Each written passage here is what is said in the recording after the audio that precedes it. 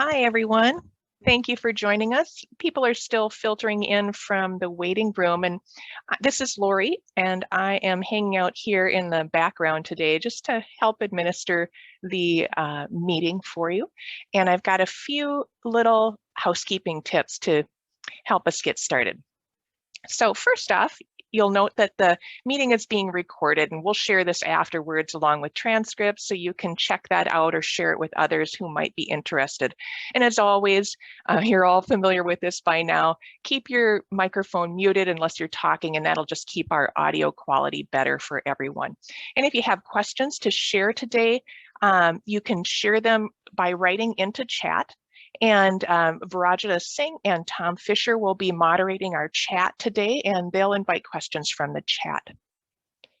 If you're interested in continuing education credit, this session is eligible for one AIA learning unit.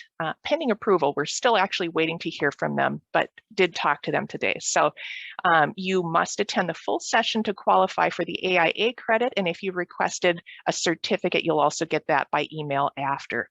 Those of you who are looking for AIA credit will have that posted to your record as soon as it's approved and the event is over. So let me go ahead and introduce our hosts for this series. If you've been attending, you recognize them all. Abby Sojo is going to be our discussion host today, and she is our Associate Dean for Research, Creative Scholarship, and Engagement, and the Professor of Interior Design at the College of Design. And then today, Virajita Singh and Tom Fisher are our chat moderators and hosts. Tom is our former Dean for Design and the Director of the Minnesota Design Center. And Virajita is Associate Vice Provost for the Office of Equity and Diversity, and also an Adjunct Assistant Professor and Senior Research Fellow with the Center for Sustainable Building Research. And our guests today are two faculty members from the College of Design. Asan Naderi is an assistant professor in product design, and Lindsay Griffin joins us from Apparel Design, and she's also the co-director of the Human Dimensioning Lab here at the college. So I will let you learn more from Abby and them as they speak, and we've shared some bios here that you can follow in the chat links to learn more about our guests. But from there on, I'm going to just turn it right over to Abby to get us started.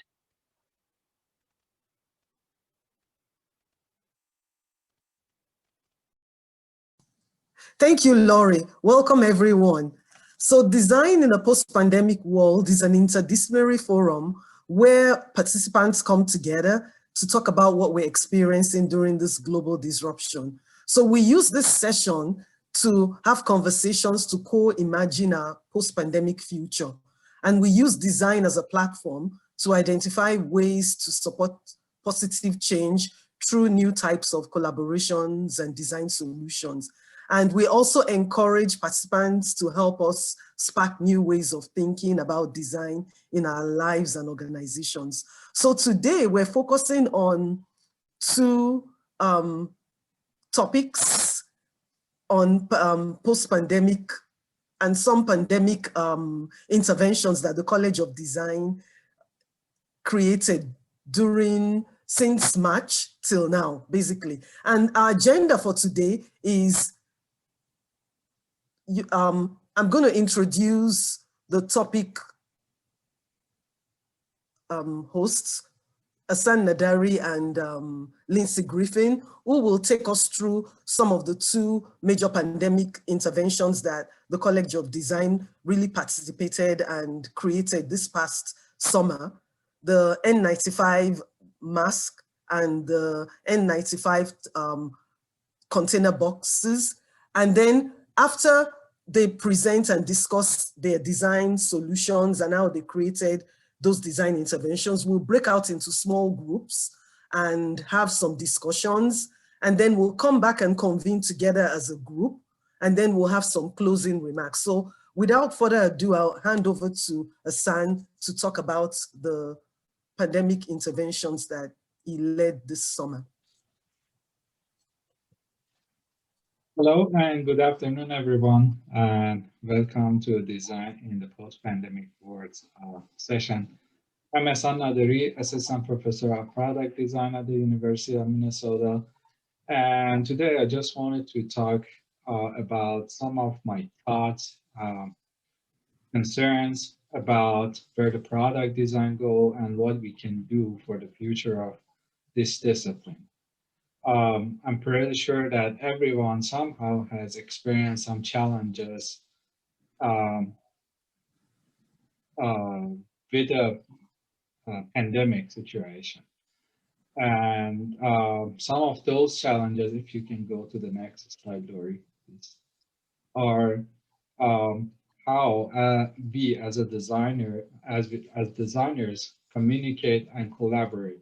Most of us work remotely, and collaboration and communication are essential part of our work as designers. So um, there are technologies out there, but do they provide enough support for the collaboration and communication?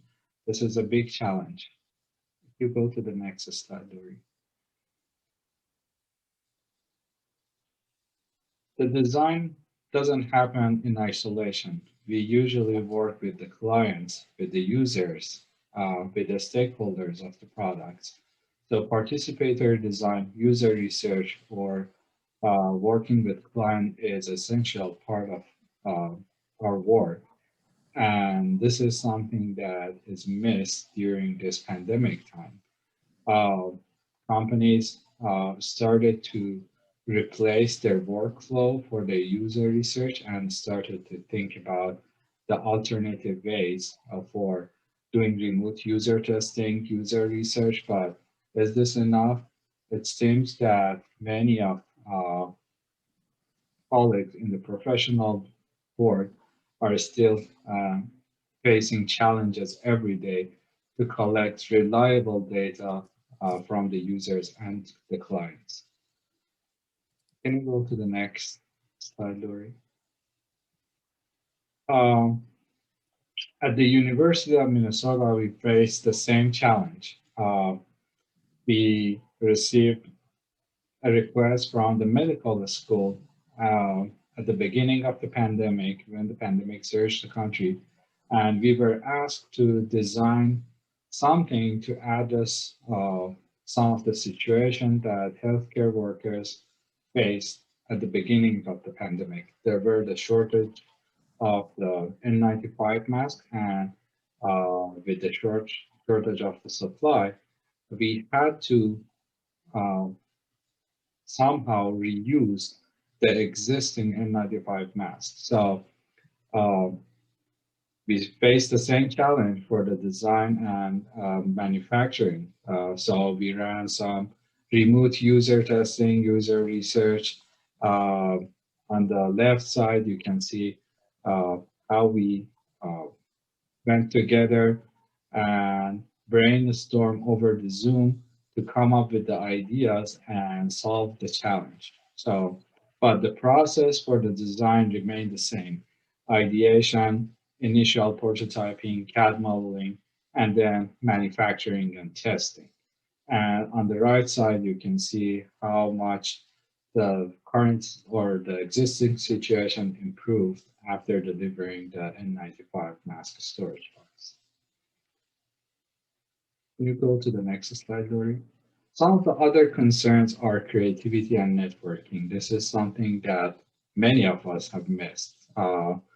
Foster the creativity in a collaborative work environment. This is something that all designers desire to have. And next slide, please. But we also see some opportunities, and this is something that I really want to discuss today. And I want to hear from you. Some of the infrastructure are improving because many of us realize that without the infrastructure, without thinking about the future, probably our institutions, our organization doesn't survive. Next slide, please. One of those aspects of work that has been changed is work from home. Many of us work from home or somehow work in a hybrid mode, and this provides some challenges and opportunities for the designers. Recently, I talked with some engineers and designers in one of the most famous industry in the Twin Cities, and they were thinking about improving uh, the home environment to support the needs of people who want to work from home. And this would definitely change how we design the homes and the home offices in the future, and how we design the products to support the needs of the users who work from home. And next slide, please.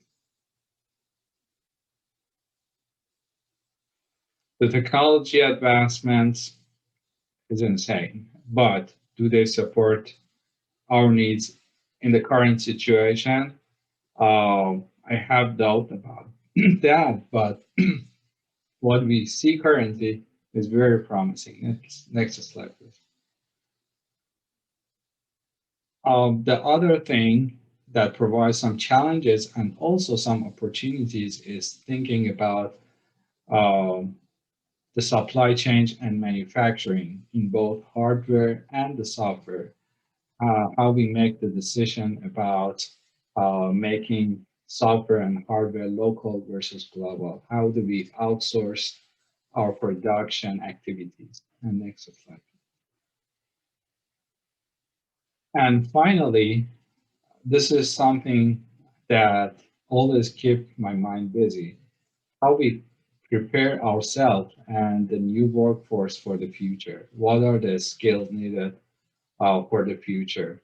What we can do at the university to prepare our students be a skilled worker for the future and face the challenges of the future. So these are the topics that I would like to discuss and hear from you today. Thank you.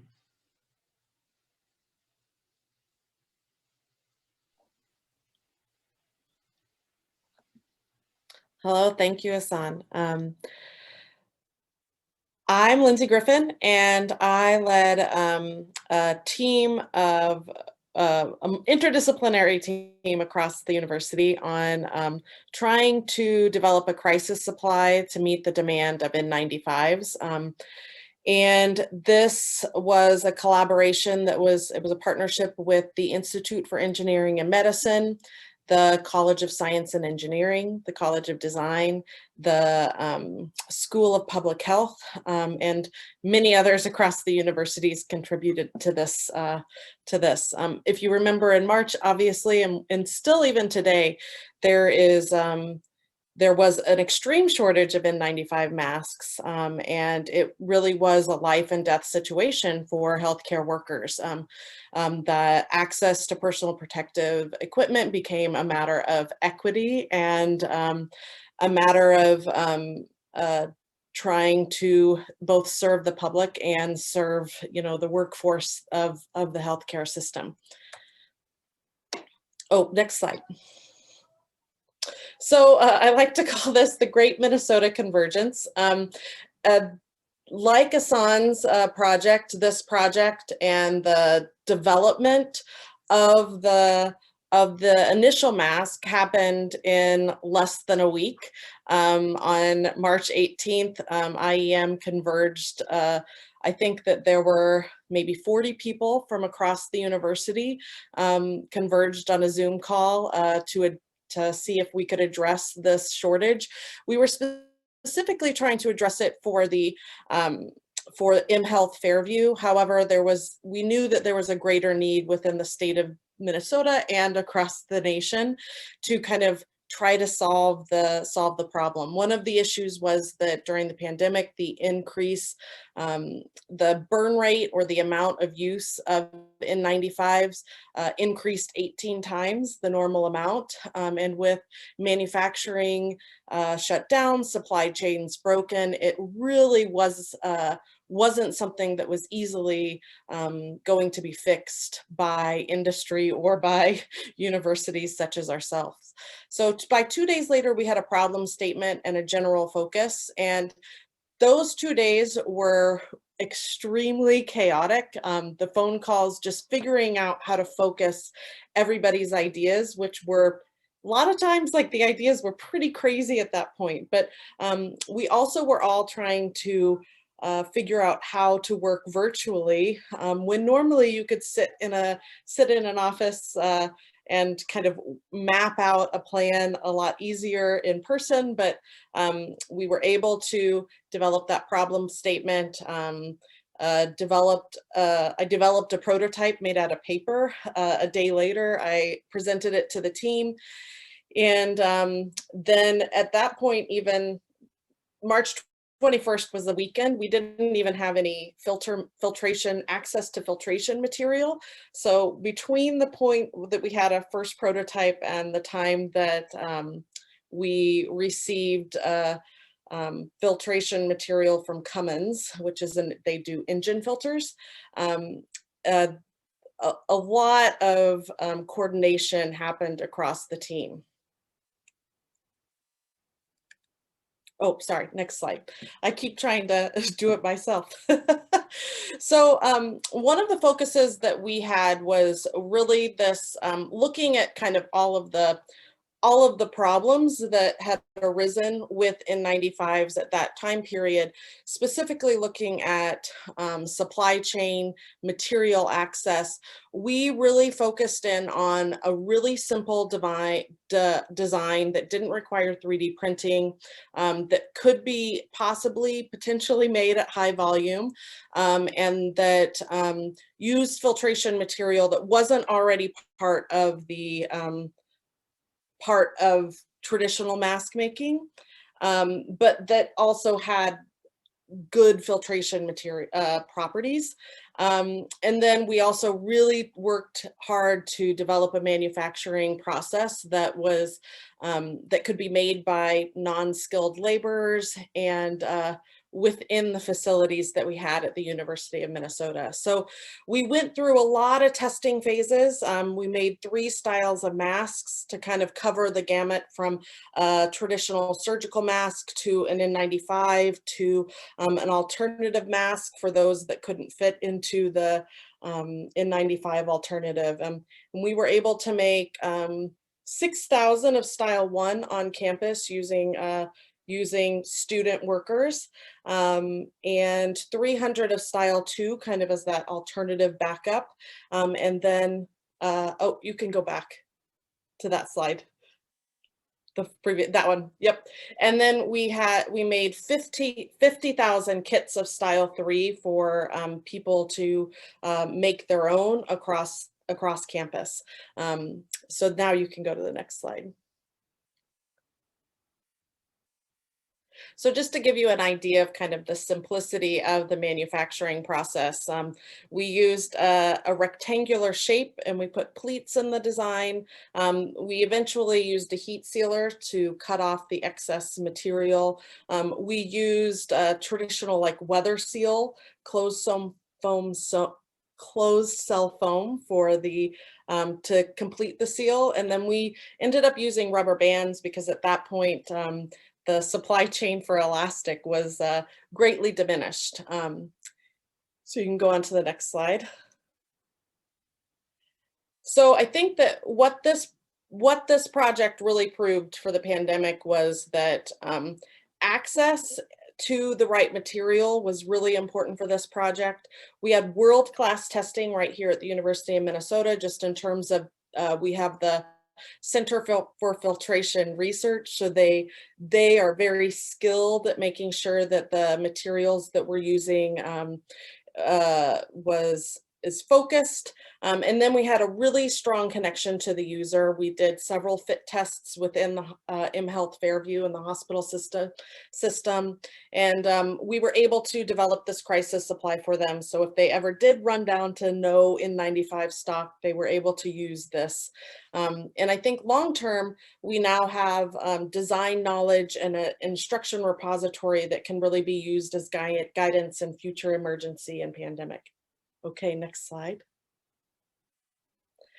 So now thinking more broadly about what the impact of that is, I think that one thing that we tend to do, and in the methods that we use to teach teach design, we tend to focus on the individual user as opposed to the complex systems that these products live within. So unlike architecture where you're constantly thinking about urban planning and really thinking about how the city can survive long term, these individual products don't really have the same, we don't have the same design process to think about the system that those individual products live within. And that really brought out some issues in terms of specifically PPE, but other products and apparel in general. First of all, considering resources and sustainability, there are real life and death disadvantages to disposable product models, specifically in industrial settings such as healthcare systems, as well as for the general public thinking about sustainability long term. We have developed PPE to be disposable, to be one-time use, and that fulfills like the goal of like safety in terms of not spreading germs and things like that.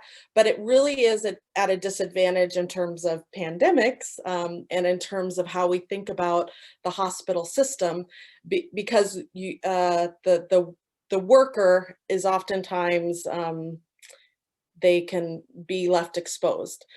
But there are other ways to supply PPE and products that can still live within these complex systems, but can live a longer life than just being disposable, such as elastomeric masks.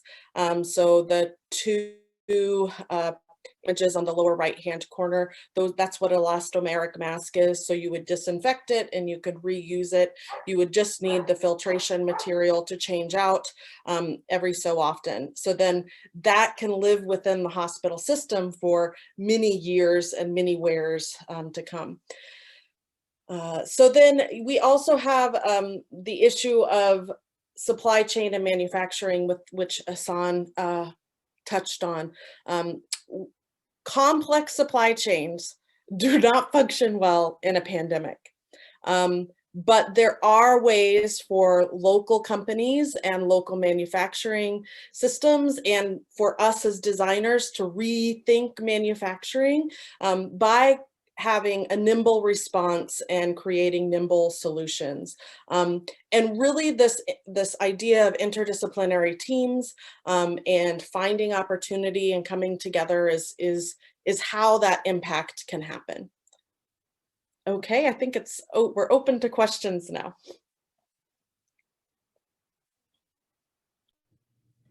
Great. Thank you, Lindsay. It's Abby. Yes, so thank you, Lindsay and Hassan, for your contribution. I'm wondering, do folks have any questions? We're splitting up into breakout rooms. Please feel free to enter your question in chat or to unmute yourself and ask questions.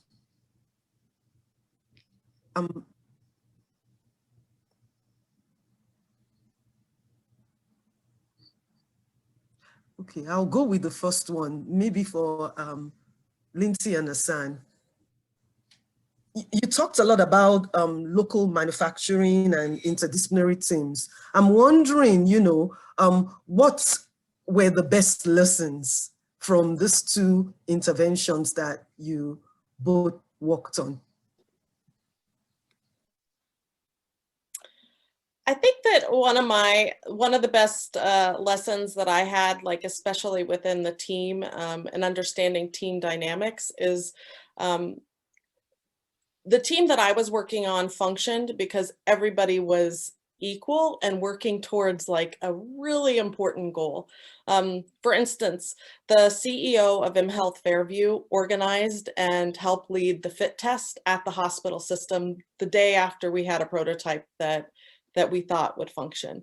Like nobody was kind of like outside of, like driving to someone's house to deliver important, material to help with prototyping And there just was this really important drive behind every member of the team, and everybody was equal, which helped a lot.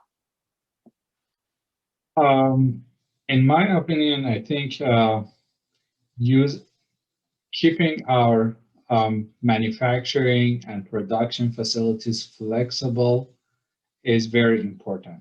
I think we need to understand our capacities for production, for manufacturing, and be adaptable to changes. The other thing that I can think of is the importance of automation or autonomous automation. So we see the production in many production facilities, manufacturing facilities are automated across the country, but they still require some programming, software development for the changes. But being more flexible and agile to changes is very important in the future, I think.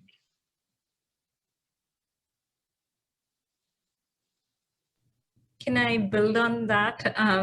I wondered if you've figured out some, as Tom has called it, fracture critical things in the, not only from a design side of it, but from a production side of it that needs to be changed. Both of you referred to things that don't do well, but are there things that, you could point to, and do you see any changes happening in that system? I can hop in. I think that this is something that I've been studying in terms of PPE for a little while, but there really is a real need to think of products within the system that hasn't really been looked at. And we don't necessarily teach in that manner either, but we can't make, like real lasting change in terms of like sustainability, in terms of protection, in terms of, access to products, unless we really understand the system in which those products are functioning. So whether that's the complex supply chain, whether that's how that product is functioning within the healthcare system or within the business that it's used in, or how the individual is using it. Like, we have to understand all of that in order to really create long-lasting change for our products. Thank you, Lindsay. We have one question from Peggy, and Peggy's question is to both of you, Lindsay and Hassan. What did you learn about working virtually that could apply to when you can work together in person?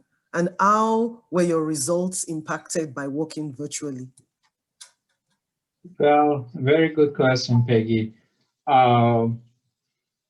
Remote meetings are weird, but probably scheduling is easier. Understanding all of the user needs is extremely hard in the remote setting. And I hear that from many colleagues in the industry, the user experience researcher, that they face challenges because they cannot go to the context, to the field, and observe all the things that are happening and influence human behavior. They cannot see the remote recordings, the note-taking, note-sharing, everything is happening, but I'm not convinced that they are still as effective as going into the field, observing people behavior, making some follow-up studies with them and those kind of stuff. But again, the convenience of the remote meeting is extremely helpful. And this is something that I can see is changing in the high-tech industry. For example, Google started to think about splitting their user research cycles to 1 week cycles rather than 2 or 3 week sprints. They try to shrink it down and tackle smaller research questions, start to find the findings for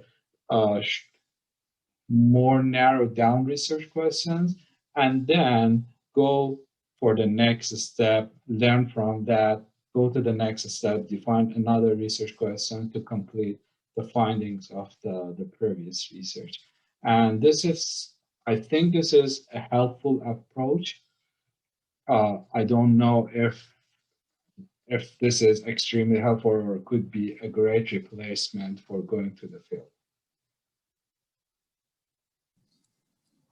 Thank you. While we're waiting to be moved to the breakout rooms, I also want to acknowledge there's one question in the chat about IRB. And I want to acknowledge Will Duffy, who's a professor in mechanical engineering, who's on the line as well. And he coordinates the Institute of Engineering and Medicine as well. So a lot of the IRB processes were through IEM. So yeah, I can add. So initially it went through IEM, and the dean of the medical school was like knew about the projects, and none of the masks were used in the healthcare system, for instance. However, now we are working through the traditional IRB process to do more user testing and more quantitative fit testing. So next, we're going to go to the breakout rooms, and I'll just give you a brief instructions. When you get into the breakout room, just briefly introduce yourself and identify a note taker and a group representative. We'll share, Virajita and Tom are going to post into chat the questions, the link to the Google file to enter your answers to the questions that we're going to consider. And then capture key ideas in the note-taking slide. And everyone is encouraged to participate and share thoughts. So basically, what we're considering today, and this will be in the chat when you get to the breakout room, considering trends in your communities and industries and the world today, because we have a global audience in the room today, right? What do you imagine the long-term impacts would be for apparel and products? And then what takeaways from the COVID-19 pivots and interventions in apparel and product design could apply in your own life and work, and how? And then you can consider this as starting points: health, safety, and well-being, workforce needs and new skills, ethics and technology, home design and work from home, equity issues, waste and environmental impact, systems of consumption and use, supply chain and manufacturing and prototyping, and user connections and design and service delivery. So you should watch for invitation to go to the breakout rooms now. As people join, I'm going to pull up on the screen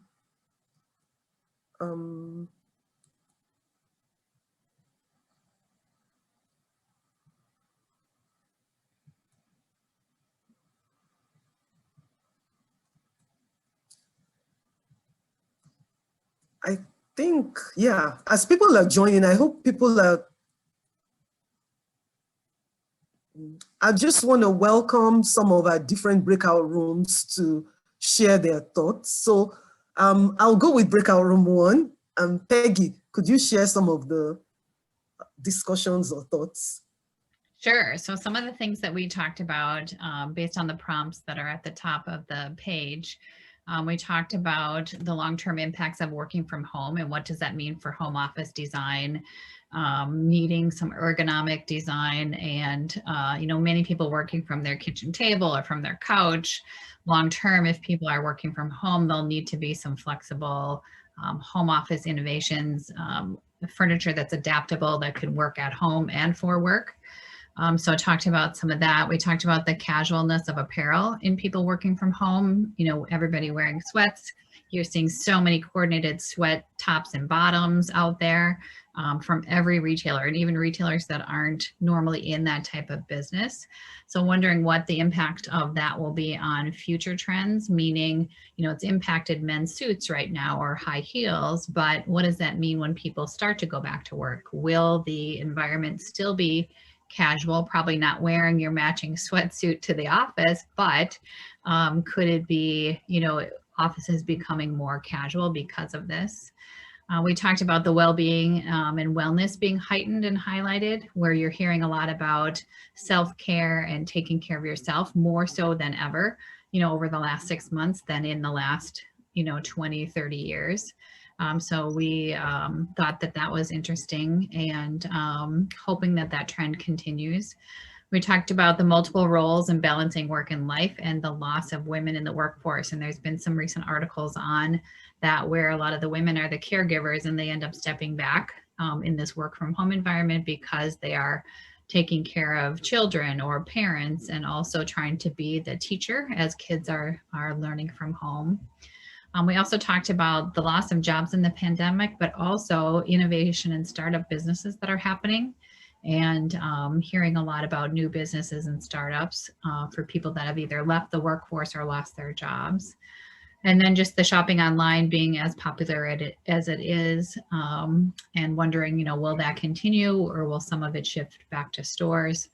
And then the consumption of product is down. So you're shopping less, you're sometimes wearing the same sweater or sweatpants 2-3 days in a row, not buying those new outfits. So will shopping patterns go back, to any pre-COVID levels once we can get out again?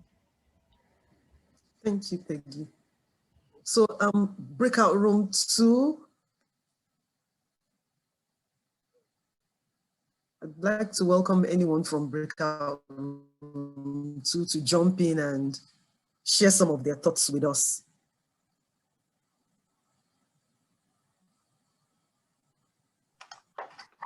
Well, I can talk about our discussion in breakout room 2.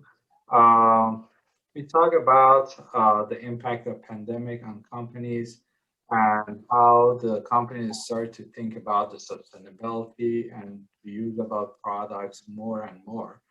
And that was not a choice for them. That was, they were enforced to think about that. Otherwise, they lose their advantage in the market. So the new way that people consume the product, the new way that the products are shipped to the people, and force industry and the companies to reduce the weight of their shipping. That needs a new approach of thinking about the sustainability. Also, people don't go to the grocery store for shopping some of the items that were necessary. So they started to do more research before they go to the shopping to pick up something fast, or they order them online and get the products delivered to them. So it opened a new way for the companies to communicate the advantages of the products with the consumers in different ways.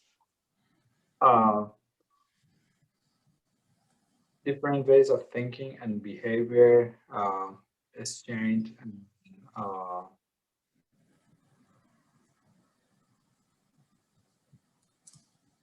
so we talk about the reusable products and integration or interdisciplinary approach in design.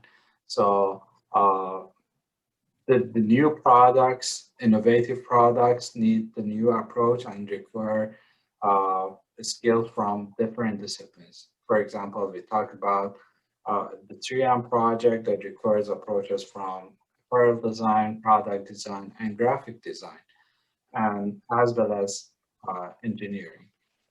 So this is another change that we can see as a long-term impact in the future. The job market in the product design field, it seems to be promising in the future, particularly in the tech industry. And some of the traditional industries started to think and adapt to these changes to survive in the future. So connecting the physical world to digital world is extremely important. Some of the traditional equipment that people get used to use in the gym, the sport equipment are obsolete, but there are new products that connect users with the outside world through the digital world. And those are the things and innovations that have a promising future. So these are uh, some of the items that we discuss in breakout room 2. Thank you, Hassan. So breakout room 3, I don't see any notes there, but please, if there were people in breakout room 3 and you want to share your comments, please feel free to just jump in, unmute yourself. And then sometimes we might have technical issues with, okay, we've done 3, 4, and 5. Hi.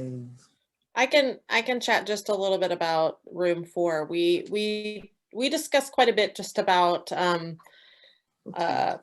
all of the information that's needed for understanding mask fit and getting better products to just the general public, because there's a lot of companies that have jumped into mask making without actually understanding the science and function behind what's important about a mask. So we discussed quite a bit about like the testing and just what's needed within the mask market.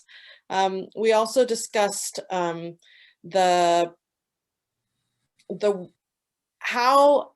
to facilitate online product development. It's difficult. You know, the method that we had at the beginning of the pandemic was a little bit, I mean, it was panic. It was a panic mode of operation, but there was still a lot of things that were still, that are traditionally important, like having a prototype to actually see and feel and touch to share with others was a really important part of the process. Having access to testing facilities was critical within the development of the process, and just a lot of different areas of expertise that were involved with the development. Those are still things that were standard prior to the pandemic that continue to be important. So I think that moving forward, a more of a hybrid model of development would be warranted to make sure that we include the actual, like, being able to put the mask on, or have the Hassan's taco box, be able to see it in person, be able to get a feel for what the attributes of it is. Like, that's still very important to the development and to the user. Let me just add something, Lindsay. I thought was great for me that aside from this, design issues or materialism, that you actually talked about the technology of this. And I think that I would imagine 95% of the people walking around with masks haven't got a clue as to what you're talking about, right? And the importance. Yeah, I think that there's and the importance of the technology of mask design, right? And how it's there to protect you and to be as comfortable as you can make it. And it was I was very impressed with what you folks are doing and thinking that, because it's going to be around for a long time. It's going to be around for a long time. And I think the more you work on it, I think the more we can benefit from it. So. I think the other thing too with that, I just want to jump into, Lindsay, as I read about that story as it was happening, how fast it happened. And product development usually doesn't happen that fast. So I like that it's almost like you had permission to go fast. And how can you do that in other products in the future? Do you know what I mean? Without having to be told or go through 50 prototypings versus let's make it 2 and be done because we had to get this. We like I did I it. mean, We had to get it. I But still did about 50 prototypes, but but because of the speed, like, and because of the need, we were able to move it forward. Oh, there's a phrase in product design that I'm not remembering, but it's like minimal viable products. And I think that's something that was really highlighted with this. Like, what can we get on the faces of the workers that is going to function the best, like to be a holdover until, you know, like more of the traditional N95s are available. Yeah. And what sort of information do we need to provide to those healthcare workers to prove that, like, this is, even though like it has duct tape on it, it's still functioning at a similar level, and it still is it's safe. You know, like that communication piece is still really critical when we're moving so fast with a product like this. Right. Can I add to Peggy's question then, that what is the next, you know, the next evolution of all of this? I don't know if there's something in the works or. So we're funded this year, and we're doing quite a bit of research on the usability of the mask. So, you know, we did minimal usability testing, you know, like, but now we're trying to see, you know, like, compared to something like a KN95, like, is this product, does it function at the correct level? So we're doing usability testing. We're doing a clinical research study in a couple of weeks with 100 clinicians. We're scanning their faces. We're doing quantitative fit tests. So it's done with a Porta-Count machine that measures outside ambient air and inside air to see how much is filtered. And it's really measuring how well it's fitting. So it's not just a measure of the material, it's a measure of how that mask and the face are interacting to provide good function. And then we've done a couple more iterations of the mask to make it better and to source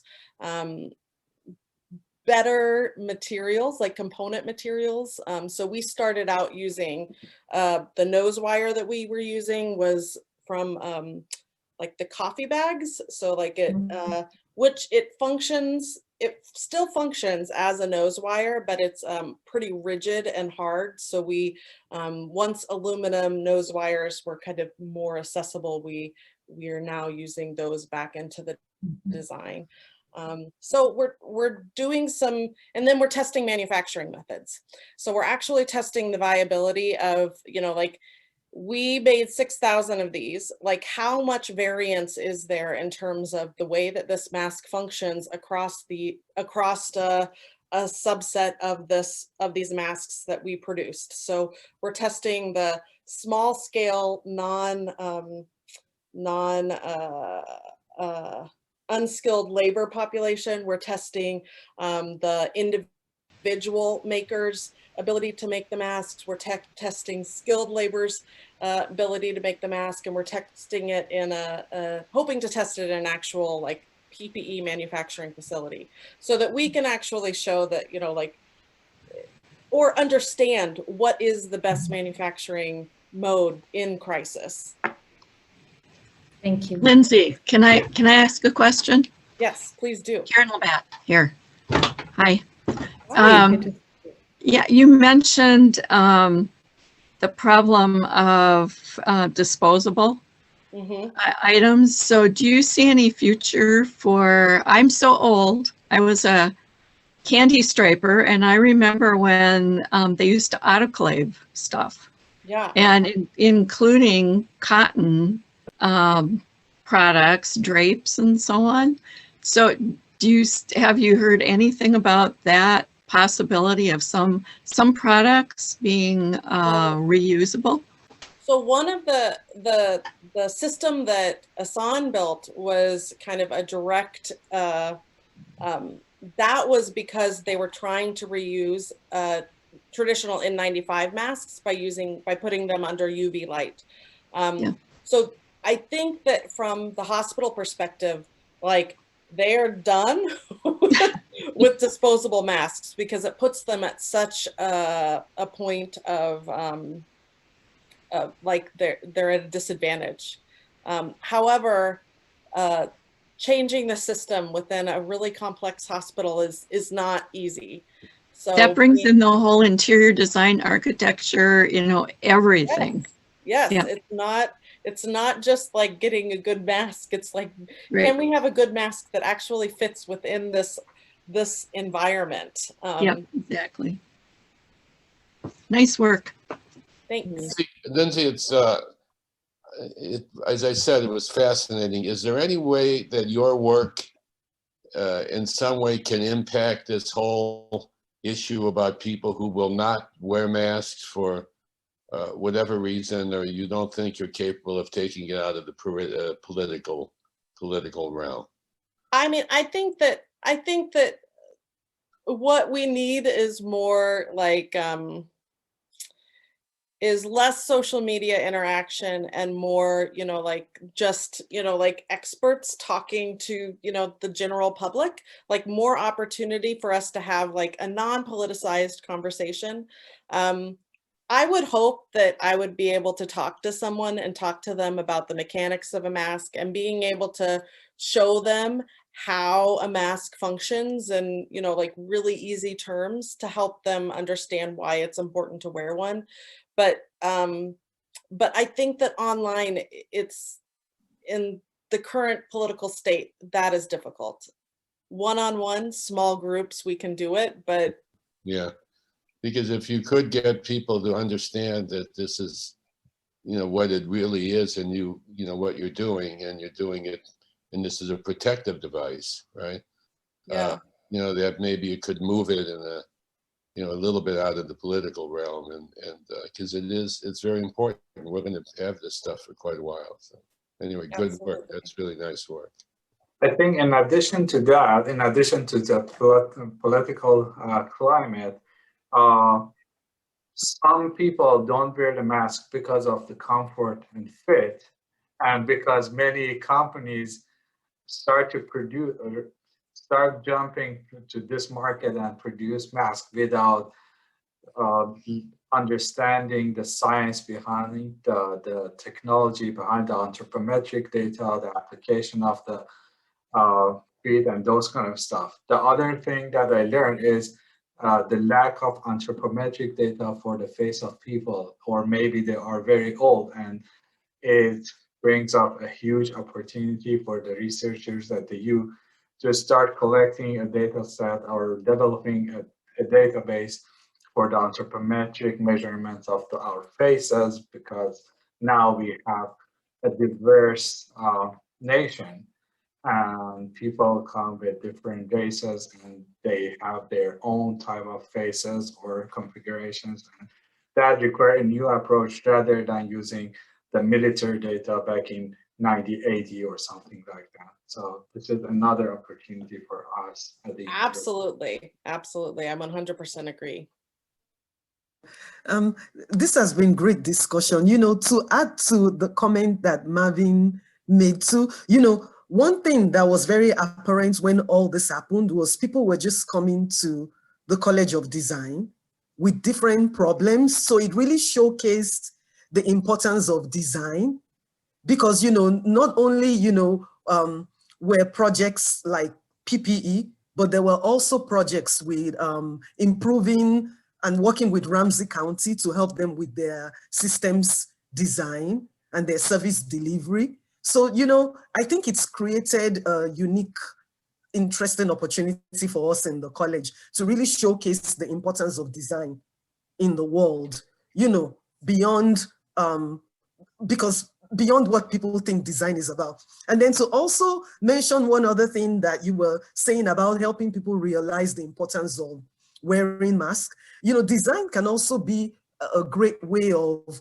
because I've seen representation where people are actually showing how aerosols transmit in an environment.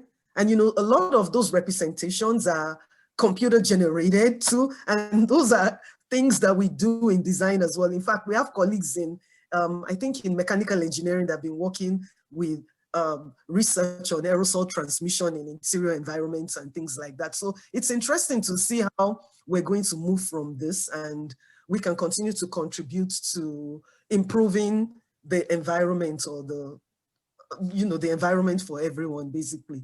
Yeah, I wonder if there are any other comments from our colleagues or friends from outside the US who joined us today. And I recognize Dimitrios again. I don't want to call you out, but I just wonder if you have any other thoughts for us as we wrap up, or anybody else, you know, folks from outside the University of Minnesota too.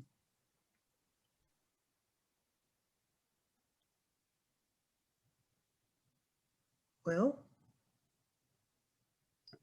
I just had one comment that listening to Ehsan, what you were saying about, you know, recognizing people and the diversity and the possibilities with that. And then Lindsay, with your mention of, you know, the expansion of sort of testing and research, and then usability, and, you know, all kinds of things, and also the process and prototypes. I just feel like it feels like a whole new world, not without maybe tensions of how do you move through with your goals, while kind of also recognizing that high tech and data don't always land well and can have negative impacts. So there's all of these kind of tensions perhaps, but it feels like a whole new world really of possibilities, and it's really an exciting time. And I'm very interested to keep following your work, and then also hearing how our students are kind of tapping into what you've learned and how you're teaching them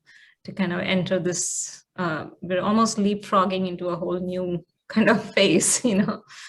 Thank you so much. You know, and before we conclude, something else you mentioned that's in the School of Design, and it is a piece of design, isn't it? That you're dealing with people's narcissism. You're, you know, what kind of mask you're wearing, what do you look like in this mask, is somewhere going to be, or is, and maybe even really more important, is what you're wearing, what kind of clothing you're wearing, but what is, you know, it's going to be part of the whole picture. And if you can combine the technology of it to make it work, right? And also it is now, and effectively it's an article of clothing, right? In a way that will be around with us for a long time. And so the design piece of it is very important also. And I think that just contributes to people either wanting to wear it or not wanting to wear it. Because how many people have you heard say, well, I don't want to wear it because it doesn't, I don't like the way I look in it, you know? And it's certainly like a piece of clothing. So it is absolutely fascinating. It's absolutely fascinating. well, yes. Thank you, everyone. I'll hand it back to Laurie now to close us up. All right, just a quick few notes I mentioned at the beginning. If you missed them, I'll be sharing our video after the event, and I'll share some of these links and resources so you don't have to capture it here. You'll have the slides and things as well. And just a quick reminder that we have some new topics coming up for March and April: retail and service experiences on March 17th, and on April 22nd, we'll talk about environmental impacts. So with that, I think we're all set. Thanks for joining us, and we look forward to seeing you next time.